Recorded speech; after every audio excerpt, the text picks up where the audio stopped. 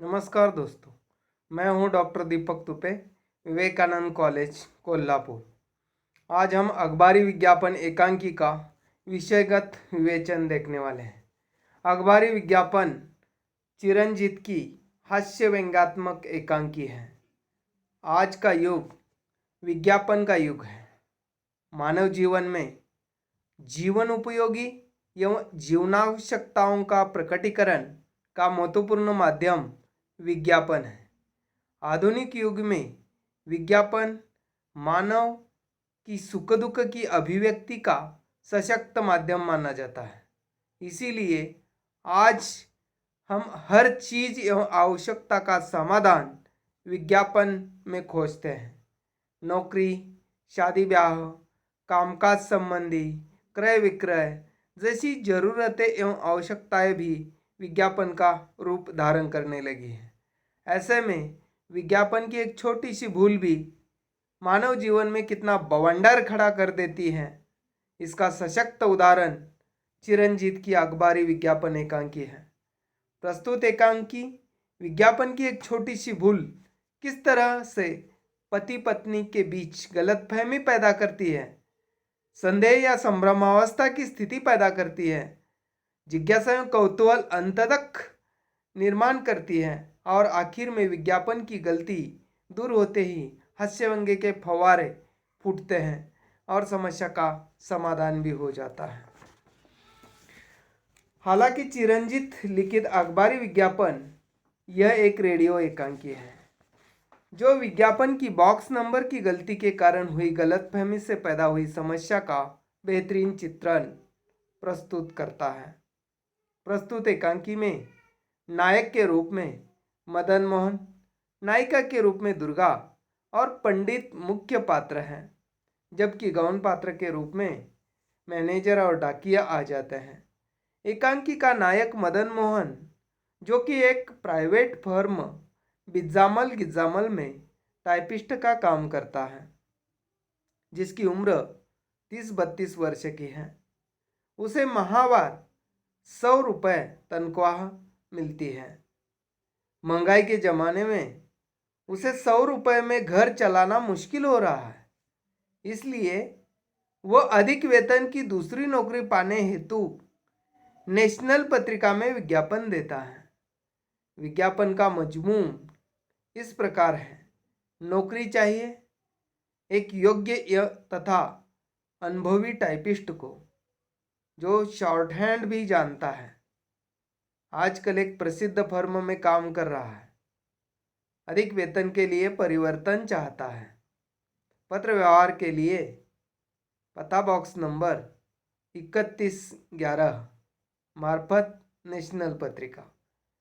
विज्ञापन जारी होने के 7 दिन बाद पंडित जी से अपनी नौकरी का भविष्य जानने की कोशिश करता है।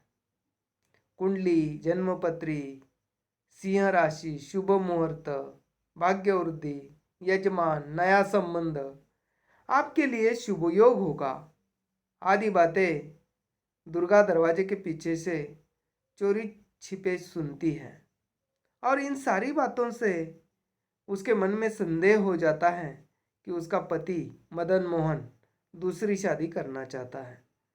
इसी कारण दुर्गा पंडित जी और मदन मोहन पर बहुत ही क्रोधित हो जाती है और दोनों को भला बुरा कहती है। दोनों बहुत समझाने की कोशिश करते हैं, मगर वह मानती नहीं। वो पंडित जी से कहती है, मैंने सब सुन लिया है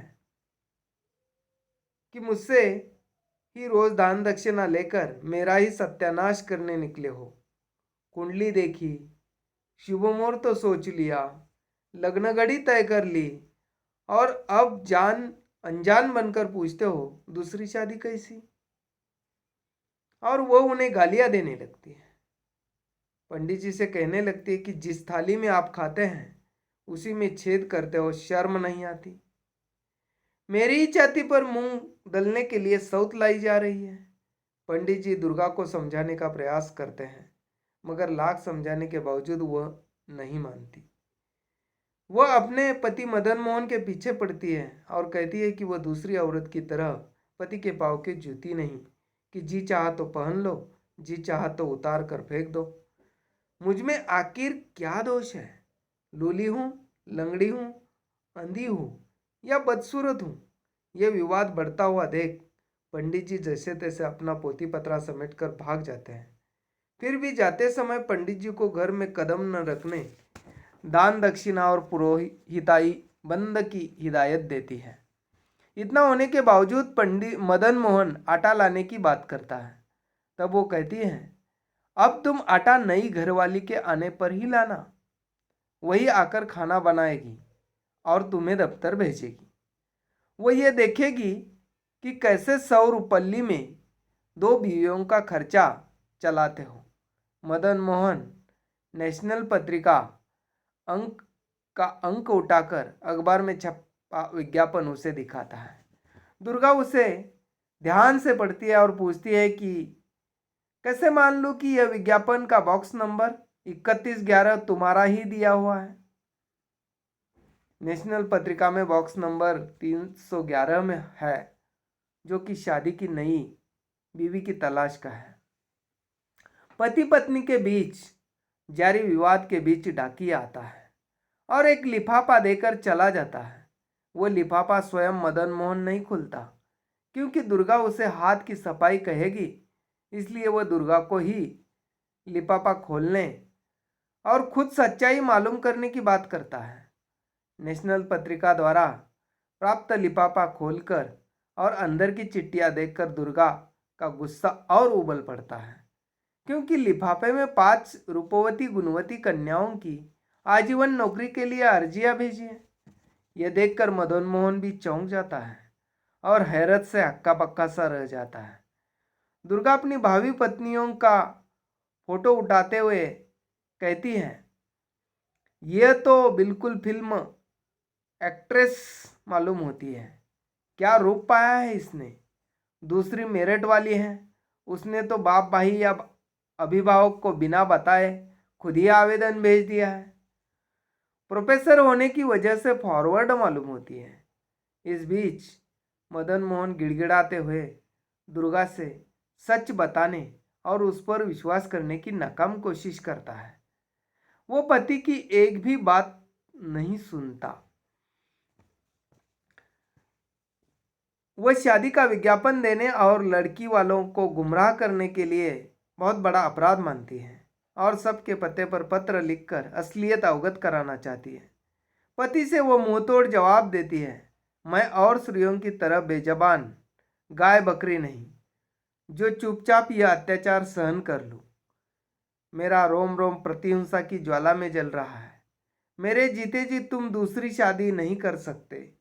27-28 साल की दुर्गा रंचंडी का अवतार धारण करते हुए पति को हिदायत देती है कि दूसरी शादी होने से पहले मैं तुम्हें मार कर खुद फांसी पर लटक जाऊंगी। इतने में दरवाजे पर दस्तक होती है। वह पत्नी को अंदर जाने के लिए कहता है, पर दुर्गा नहीं मानती। मदन मोहन जब दरवाजा खोलता है तब सामने नेशनल पत्रिका से अखबार का मैनेजर, जो कि अपने दफ्तर की गलती की क्षमा मांगने के लिए आने की बात करता है। तब चिट्ठियों का रहस्य खुल जाता है। मैनेजर बताता है, टाइपिस्ट की भूल से बॉक्स नंबर 3111 के बदले 311 बॉक्स नंबर लिखा गया। इस गड़बड़ी के कारण चिट्ठियों की हेराफेरी हो गई। मदन मोहन जी ने नौकरी के लिए विज्ञापन दिया था, इसमें इनकी कोई गलती नहीं है और मैंने टाइपिस्ट को बर्खास्त कर दिया है। यदि आप चाहें तो उसकी जगह पर 200 रुपये मासिक पर हमारे दफ्तर में काम कर सकते हैं। मदन मोहन यह नौकरी सहर्ष से स्वीकार करता है, मगर आज के बदले वह कल काम शुरू करना चाहता है, क्योंकि पंडित जी को बुलाकर वह दुर्गा के साथ दूसरी शादी करना चाहता है। मैनेजर कहता है कि इसके लिए आपको हमारे अखबार में विज्ञापन देना होगा। इस पर सब हंसते हैं। टाइपिस्ट की नौकरी का शुभ संदेश पति पत्नी को प्रसन्न कर देता है और दोनों में स्नेह एवं विश्वास में बांध देता है। प्रस्तुत एकांकी रेडियो पर प्रसारित हो चुका है और कई बार रंगमंच पर भी खेला गया है। एकांकी में भावों के उतार चढ़ाव के अनुसार शब्द प्रयोग दिखाई देता है। संवाद एकांकी का प्राणतत्व है जो एकांकी का सौंदर्य बढ़ा देता है। कथानक में गति है जो लक्ष्य की ओर ले जाती है। विज्ञापन की एक छोटी सी भूल के माध्यम से हास्य व्यंग्य का ताना बुना बहुत बेहतरीन तरीके से बुना गया है। एकांकी में आदि से लेकर अंत तक जिज्ञासा एवं कौतूहल बना रहता है। ये एक सफल एकांकी है। सारांश यह कि एकांकीकार चिरंजीत ने अखबारी विज्ञापन एकांकी के माध्यम से स्पष्ट किया है कि आधुनिक युग के विज्ञापन की छोटी सी भूल पति पत्नी के बीच संदेह, आशंका, गलतफहमी पैदा कर देती है। इसी गलतफहमी से संघर्ष एवं अविश्वास का माहौल बन जाता है, जिसके कारण पति पत्नी एक दूसरे की जान लेने के लिए उतारू हो जाते हैं। यदि पति पत्नी के जीवन में संदेह, आशंका और गलतफहमी वास करती है तो वह संघर्ष का कारण बन जाती है।